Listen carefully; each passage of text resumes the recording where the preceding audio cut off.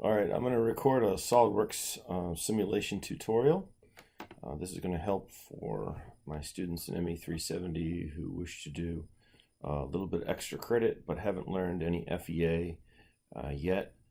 You will be learning some in ME376 using ANSYS. There's a lot more things to learn in ANSYS in your version.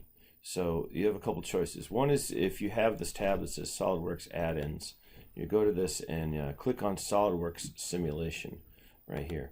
Another option, there's a little graphics bug in mine, so don't ignore that thing right there. All right, so if you keep going down, you'll eventually, under Tools, you'll see Add-Ins, right? So under Add-Ins, you'll see SolidWorks Simulation. And you might want to go ahead and click this guy over here because it'll start up every time now. So there's other things you could put in there. You'll notice that I have SolidWorks Motion as part of this, and also SolidWorks Toolbox, which could be useful to you in other courses. There's a bunch of other different SolidWorks add-ins. If you have the educational version, you should, I believe, I hope, have access to all of these. All right, so let's start off with just making a part. We start off by going in and grabbing a plane to start with. Let's use the front plane just for fun. Of course, one of the difficulties in teaching SolidWorks sometimes is that there's a bunch of different ways to do the exact same thing. So we could start off making a sketch by right-clicking over here or what have you. I like to go to the sketch, and once I have selected a plane, hit the sketch button right here. Now I will make a rectangle right here. So I got the rectangle center piece, and I'll just drag it along. One good thing to always do in SolidWorks is to completely define everything that you make. So like if I hit escape right here and I'm out of the rectangle button, you'll see that everything's blue. What you really should do is always make everything black, which means that you've fully defined it. Now I started off by taking that tool that was like the center rectangle and grabbing a hold of the center. So that position with respect to the screen is completely fixed, and you see that the mates, excuse me, not the mates, but the, I'm trying to remember what those things are called. These little guys right here, these relations, okay, that's what they're called. These little relations right here are telling me that these construction lines have forced to be in the center, so they're fixed right here. We can go ahead and make the length of this. By the way, I'm in inches IPS. You could see down here at the bottom, right here, IPS. I'm going to make this thing like 2 inches wide. It's fine, and you just want to make when you're doing this, we're going to do a stress concentration analysis right here. That's the homework assignment or the extra credit assignment. You just want to make the length of the thing sufficiently long so that the length doesn't actually influence the results. So I made it 6 inches by 2 inches. One of the important things you could see is that it's completely black. One of the options we have when making this piece is to fully do the sketch in our first sketch. Quite often that leads to lots of problems, so let's just go ahead and make that sketch. This is just going to be a blank bar. With that sketch selected right here, it's still selected. I could go to Features, and now I can extrude and boss right here. Now, for the cross section, for the thickness of this thing, I'm going to go ahead and instead of just making it one direction, I'll go 0.2, let's make it 0.5. All right, so it'll be 1 inch thick. That'll be good. 1 inch thick by making a 1/2 inch in one direction, and I come down to this other, and I make a 1/2 inch right here. Boom. So this is a pretty thick piece right here. Okay, so all I've done is just made a little block. It's completely centered on all the axes because I made it in the XY plane and I centered the rectangle, and then when I extruded it, I extruded both forwards and backwards, so the XY plane runs down just the center of it. That's a good practice. If you have no other reason to make it stay at the end, I like to make it in the center. Now we want to cut out some notches in this piece. This is just one I've decided to do. You could do several others if you wanted to, but this is one I've decided. So I'm going to grab that face right there, and I'm going to hit sketch. So now I'm sketching on the face. And this is actually, the notches is probably one of the more challenging ones to do, as I recall, just to keep the thing, to make it so that it's compatible with the stress concentration parameters that we use. Okay, so I'm going to do two things here. Okay, I have made a construction line. Let me go back. I didn't describe making a construction line. So tutorials, you should really always just explain exactly what you're doing. So I clicked on this line, but I chose a center line. I think they're better called. It's better to call them construction lines. All right. So I guess it won't. It's trying to let me. Okay. Oh, see, I haven't. I had to do it. Okay. I guess I undid it by double clicking it. All right. So I grab a hold of this center dot, and then I move up, and when it shows me it's completely vertical, that tells me that the center line is going to remain completely vertical. Now you see the little blue end, that means that isn't defined, but the center line is black here. That means that everything except for the blue end, the little blue dot, is established. Now I'm going to leave that undone just now in terms of setting a height for it, because it will be established later on. Now I'm going to, so I made a circle at the end of it. I haven't given that a dimension yet either. And now I'm going to make a straight line that's connected right towards the edge of the thing. This is a little difficult to make. I can go ahead and I'm going to make it wrong first, and then we'll fix it. I'll put it over here, and then I'll just go to that end right here. Now I want this one to actually be straight, so I click on this line and I tell it to be vertical. All right, so now that's been established. The length of these two lines right here doesn't really matter, except I want it long enough so that it extends up higher than this, because I'm going to use this whole thing to make a notch. So let me just pick something that's fairly big. I don't think it's good. If I make it 1 inch, I know that it's always going to be longer than my 2-inch piece right here. I think everything else is going to be fixed here in a second. Okay, let me trim off this. I hit the trim, and just right there, that's trimmed. So now I have what is sort of a generic notch. Now here's a little bit of a trick. Sometimes I want to, because I want to control, if you remember for the notch, it bases its distance from the edge of this, the bottom of this notch to the bottom of the notch on the other side. So I'm going to go ahead and do a little trick where I'm going to put a point right there on this piece. I got to be a little careful, because let me hit escape. I want to be careful that my, oops, okay. It's easy to make little mistakes. Like the center of this center line right here was right here, and the center of this piece was right there. So I didn't want to make my point accidentally be on the center line of my construction line. I want it to be right here on the center of this line right here. Now the reason why I've done this is now I can control from the center point here to this new center point. I can control this distance. Let me make it 1 inch. All right. So what I've done essentially is, well, okay, 1 inch wasn't a very good choice. Let me make it 1/2 inch. All right. Okay.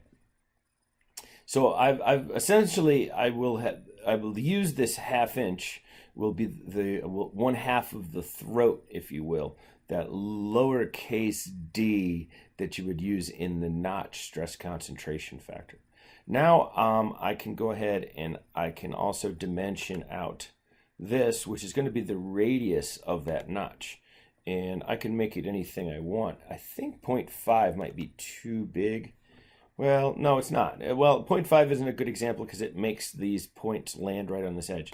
So let's make it 0.25. Boom. Okay, that's not too bad. You can see that everything I have now, once I've made that radius, I made everything defined. Hopefully you can work through this logic in other stress concentration scenarios, because I don't necessarily want you to do, I haven't written the assignment yet, but I don't want you just to mimic the stress concentration one that I'm doing in this example. But maybe I will. I haven't decided yet. So I've made this sketch right here, and I could, just like I was kind of alluding to when I first made the sketch of this block, I could have included all of this detail in the original sketch, but I've found most of the time that just leads to some aggravation in trying to make the sketch. So making a more simple sketch, the simpler the sketches you can make are going to save you a lot of effort. And so I'm going to go ahead and extrude cut this guy. All right, so he was already selected, and I'm going to go through all both. It's not really necessary. I think through all would have got everything, but I like to use things that I know are going to work for sure all the time, in case, even if I try to make a decision later to modify the thing. I know I always want this cut to be through. So I've made 1/2 of this. What I can often do is save myself some time by using patterns. So I could take a linear pattern here. I want to take a mirror. So I grabbed this pattern tool and pulled down and found mirror. Right? I've already selected that feature.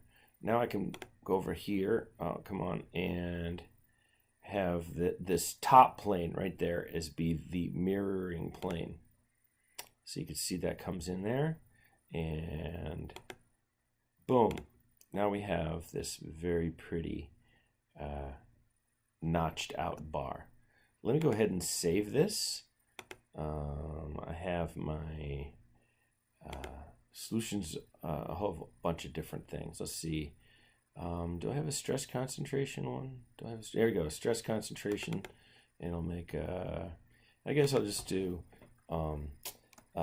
tutorial notched bar or plate, notched plate maybe. Doesn't really matter, does it? Okay. All right, so what I want to do now, I have the thing fully defined, and I will go into simulation up here in the tab, pull down a study. Now you have when you start a new study, you'll have all these other different types of simulations that you can run. There's really a lot of cool ones, like the frequency one is a really good one to use to get natural frequencies, but there's some other ones. The fatigue one, I never really found as much use for that as I had hoped. It's not as useful. Okay, so here's your introduction to SolidWorks Simulation. You start out with this tree, and we just want to go down the tree. So that's a good way to remember. We start off right here. If we had some kind of special things we wanted to do, we'd go start out with the properties, but we don't. So we go to the next one. Here's where we want to add the material.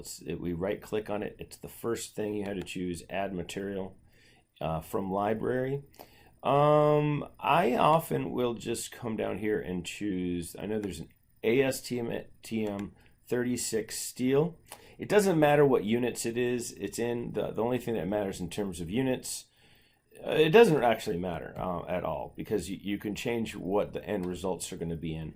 It just needs to know. This is really just for your sake. You can pull down, you can see what the number is. You can see they use 29 million PSI and 0.26 as the Poisson's ratio.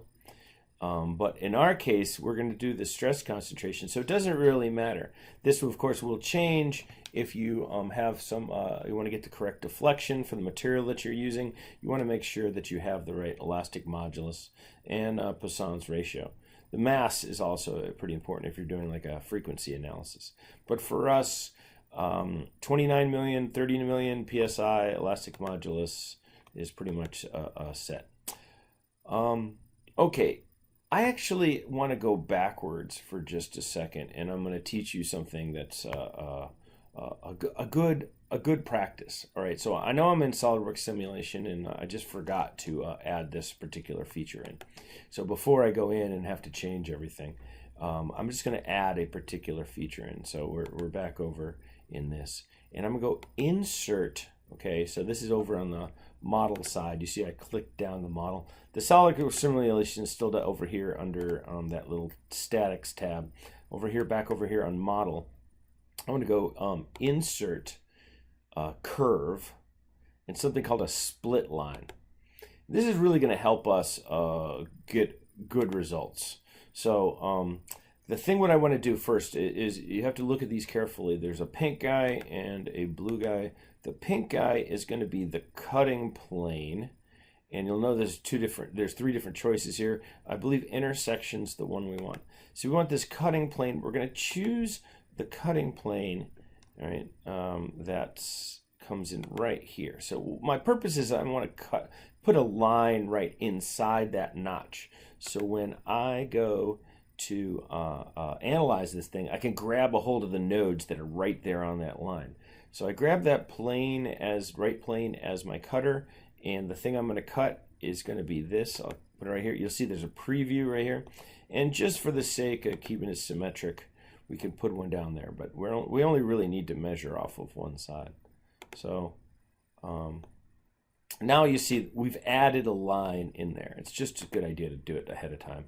So I should have done that. So back over on my SolidWorks simulation here, it gave me a warning for some stupid reason. I don't think it really matters. I think that warning will go away.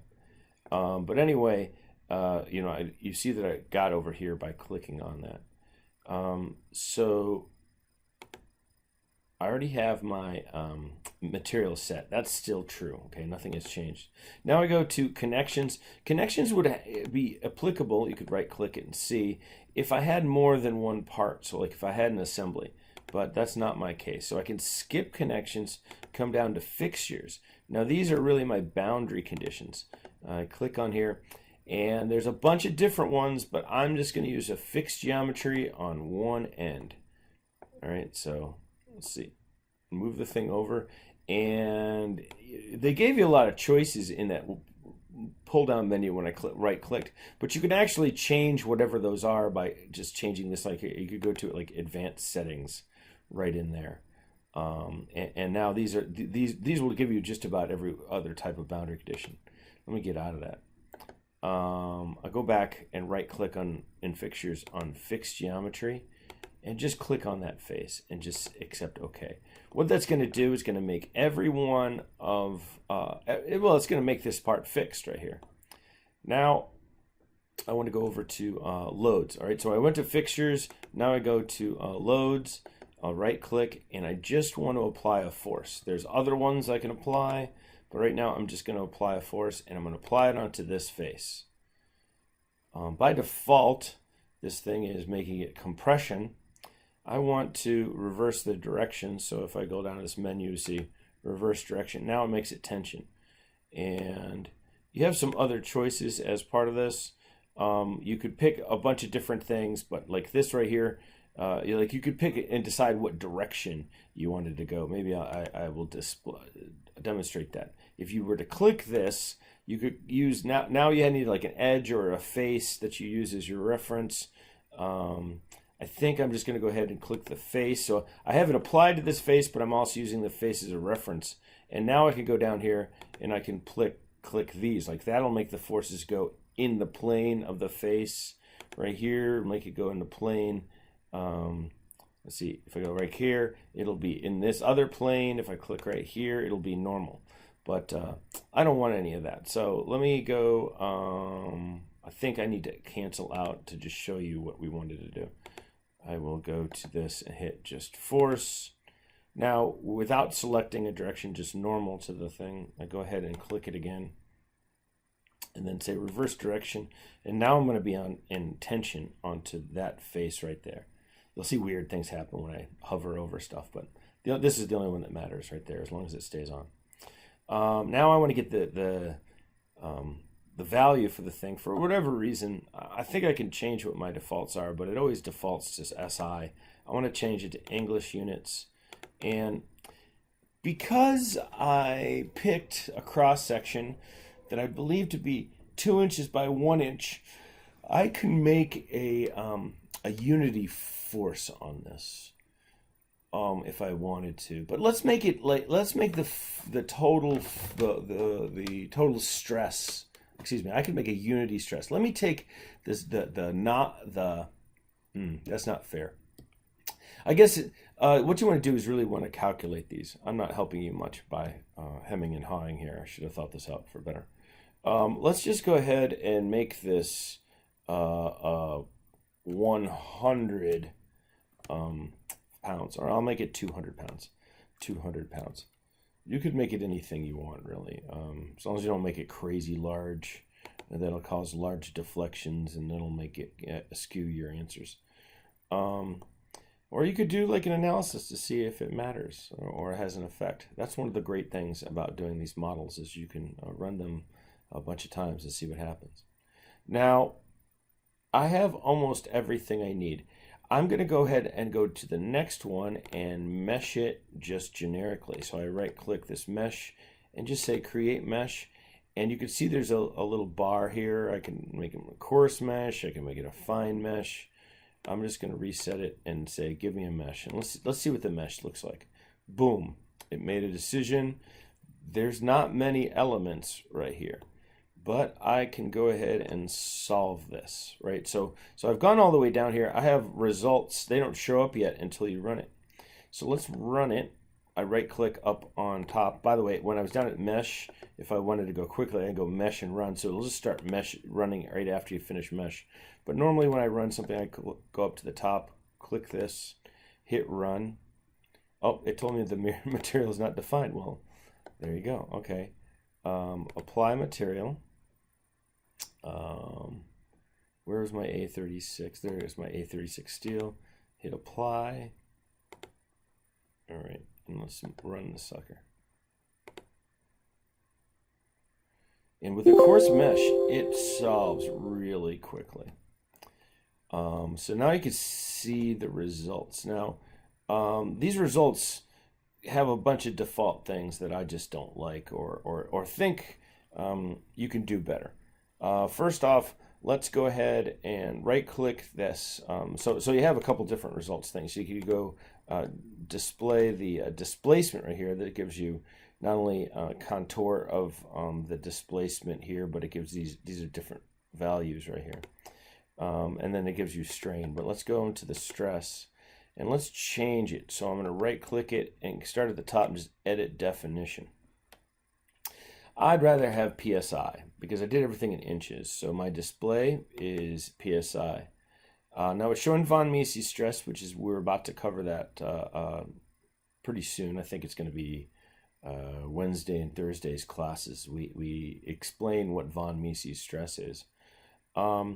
The deformed shape doesn't really matter, but you could see that the default that it's been showing when he shows the thing stretch is 24,000 times the actual displacement. If you go to the true scale to the thing, I'll go ahead and click on this, you'll see that you can't really see any difference. So that's one of the reasons why we make this huge. We go ahead and let the default, it just looks interesting to see it big. Now these things don't necessarily update when you're making these changes in this menu on the left.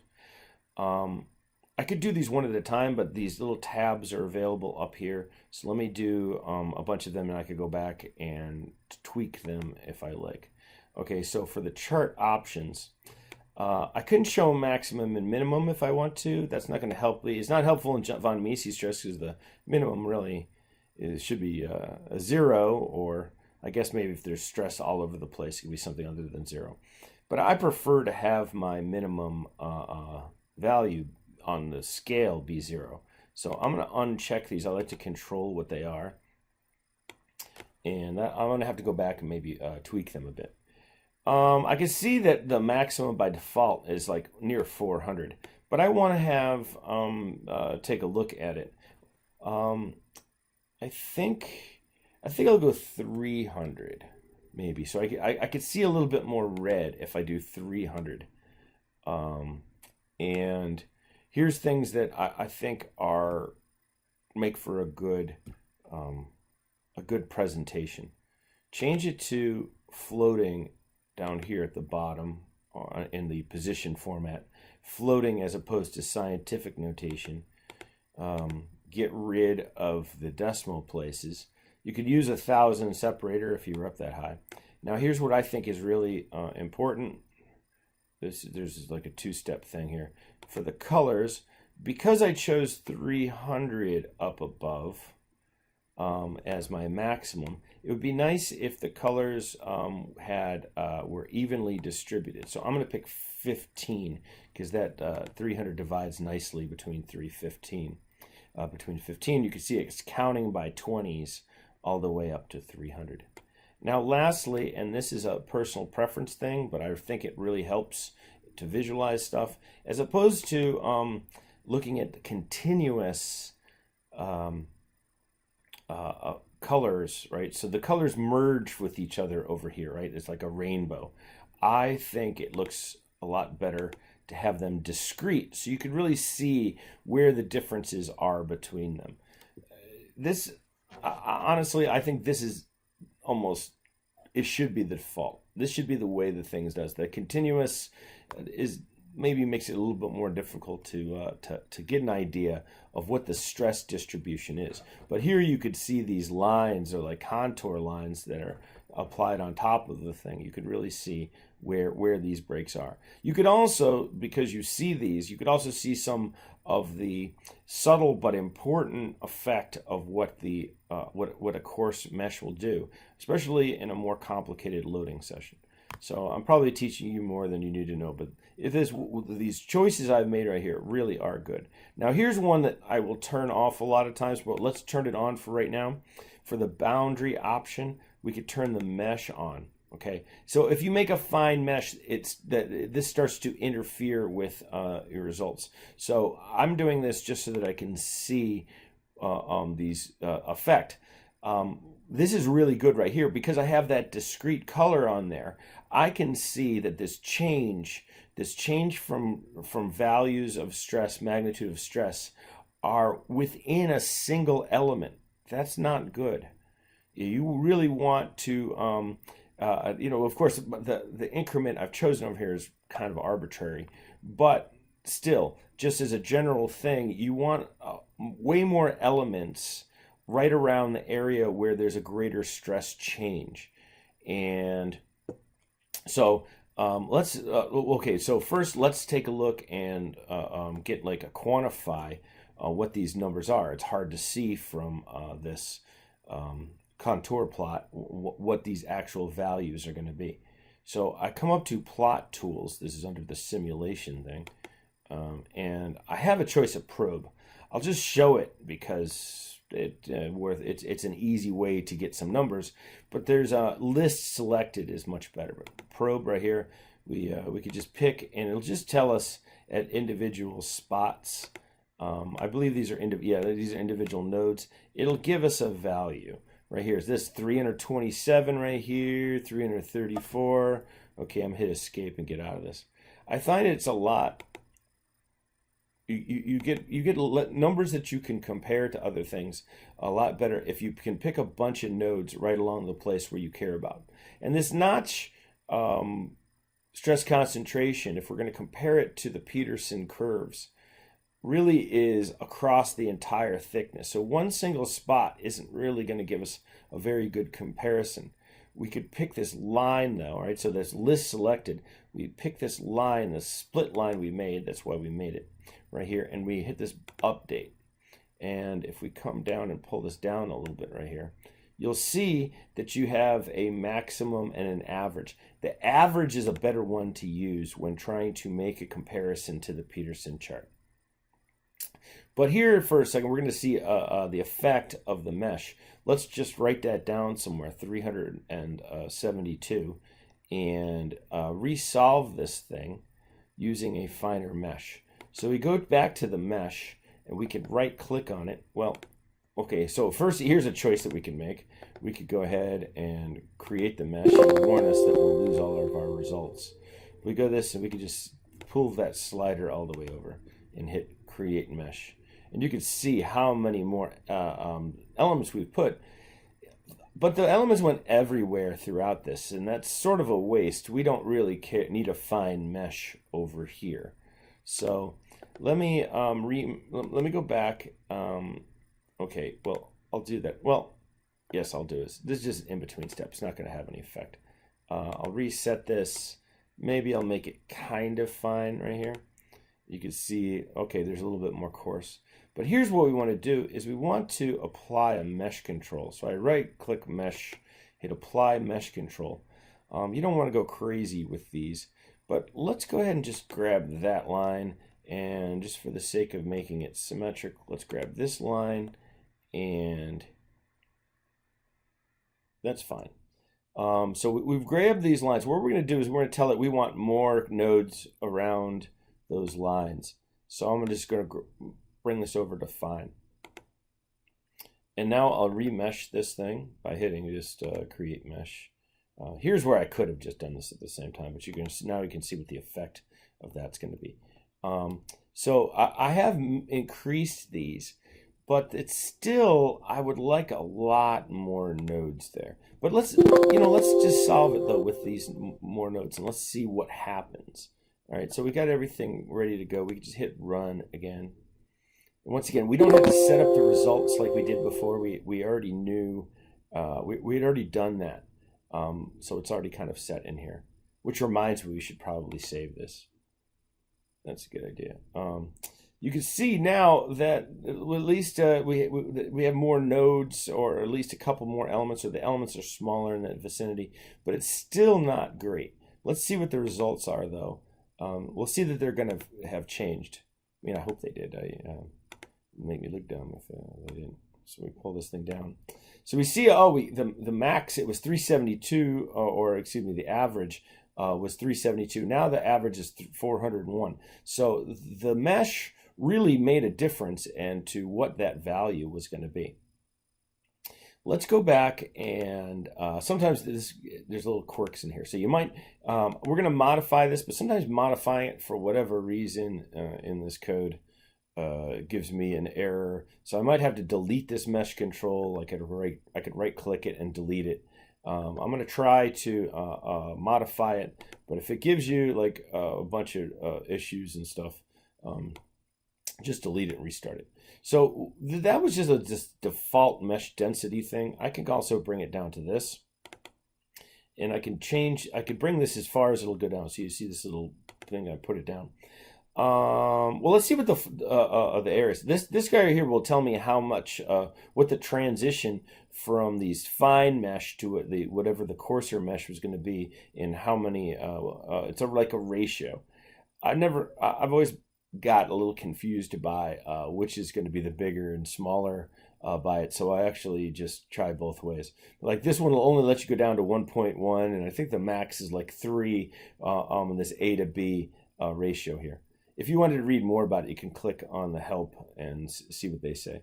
But I'm going to change this mesh control right here and try the mesh again. Let me create the mesh.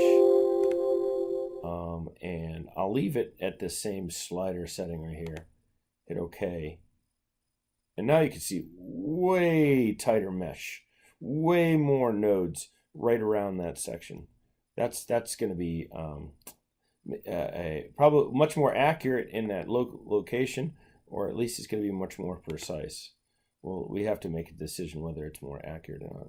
It's going to take a little bit longer to solve. Right in here, that wasn't the case.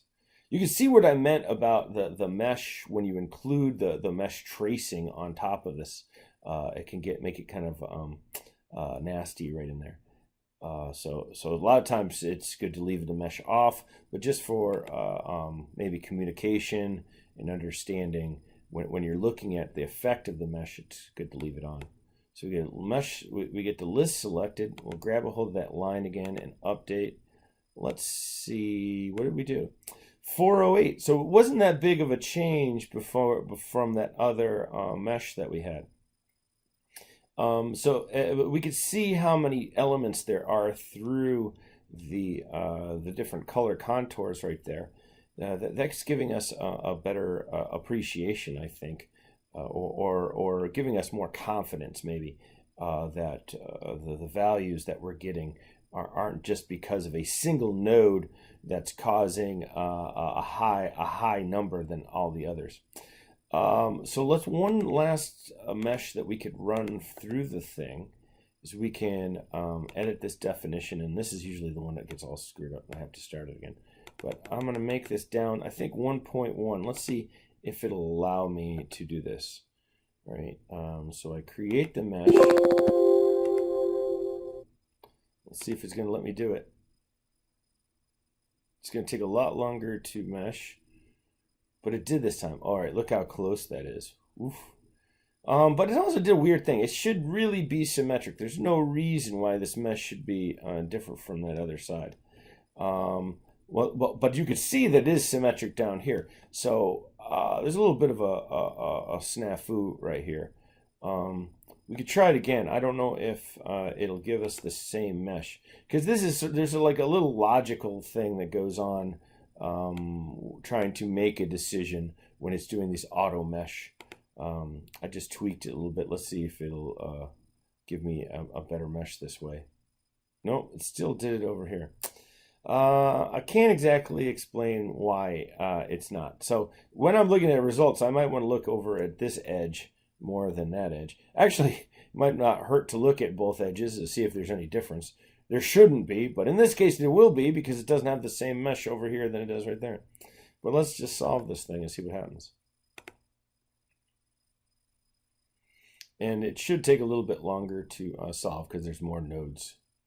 There's more degrees of freedom. It's pretty amazing how quickly it can solve, actually. I wonder how much time. This video's gone on longer than I meant to. I was telling you a lot more things. But of course, this is for extra credit, so maybe you'll put the time in and see. But now we could see, the amount of elements that we have right around here. Might give us a better result, but we don't know yet. Really, the question is we have to compare it to what Peterson's results are, which have been confirmed over time to be an accurate thing. So we're really taking this model and trying to replicate his results. So let's get the plot tools, and I'll go to the list selected, and let's see what we get for this cut line right here.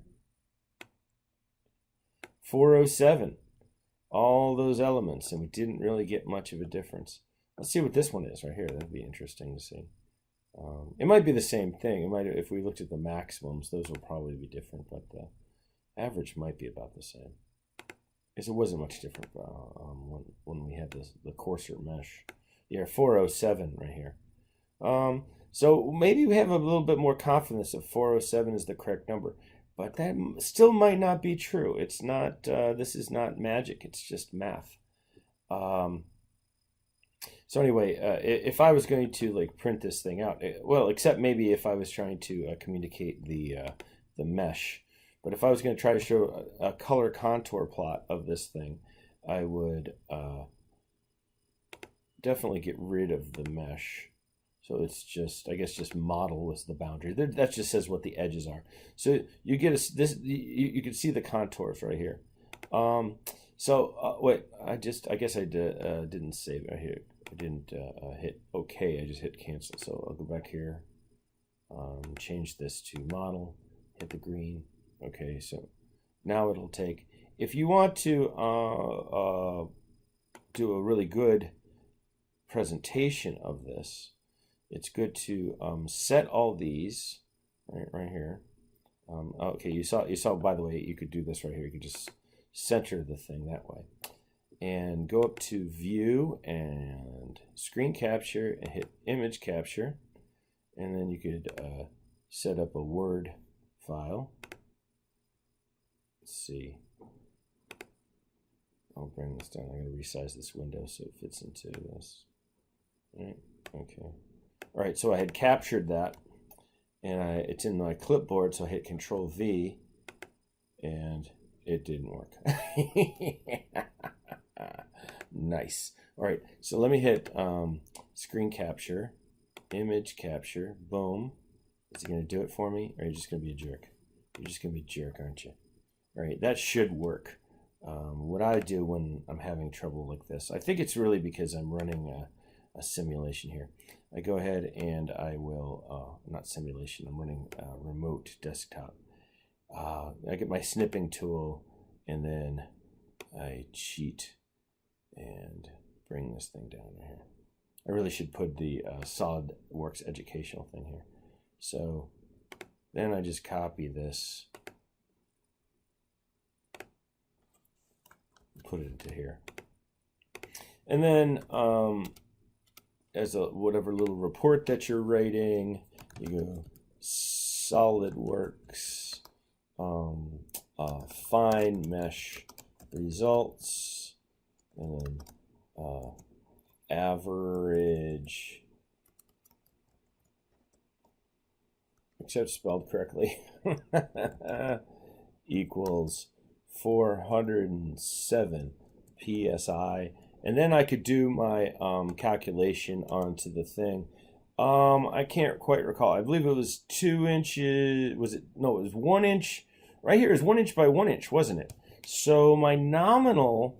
Okay, I accidentally did a pretty good ratio right there, right? So wasn't my throat was ½ inch, and then I but only to the center, so that'd be a full inch, and I made 1 inch through the thickness, so that's just 1 square inch right here in the middle, and I put on 200 pounds on the end, so the nominal stress here is 200 psi.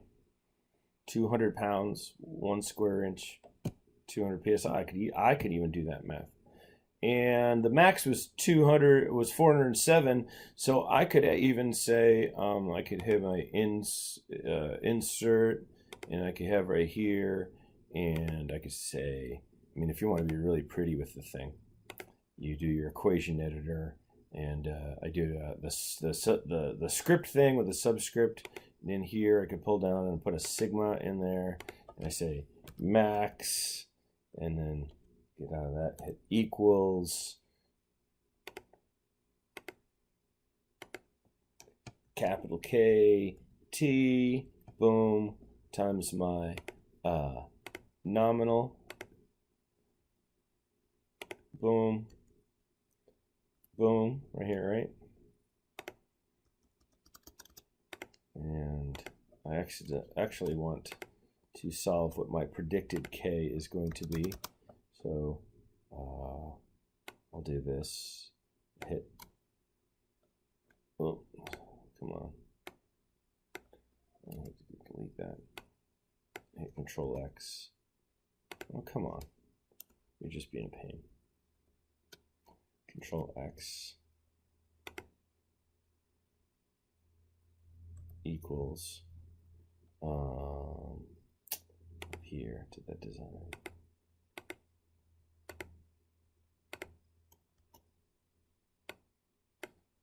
Control X, boom, equals,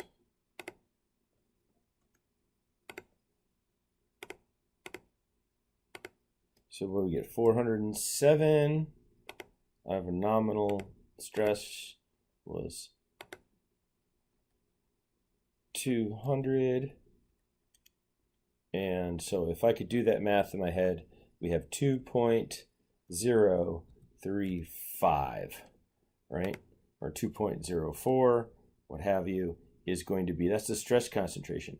Now what we could do is we could take the radius, which I can't remember what I made, but I think the radius was ½ an inch, right? Because the diameter looks like it's the same dimension, it looks like it's 1 inch. So we could say that our R over D would be, would it be 0.5? That might not actually be on the chart. So when we're trying to compare something that's on the to the chart, make sure the ratios and dimensions that you pick are something that's going to be on the chart, so that you can pick up on this. So anyway, this right here might not be sufficient for the. Oh, maybe it would. This is a pretty good experience. trying to do here. But what I usually prefer is that you pick a couple different meshes and tell me what those values are going to be, what those average stresses are, just like I showed you on here, what those average due to like a coarse, a mid-range, and a fine mesh, and then compare that to what you get from Peterson. And I think that's a really good analysis and a really good exercise that give you some insight into this.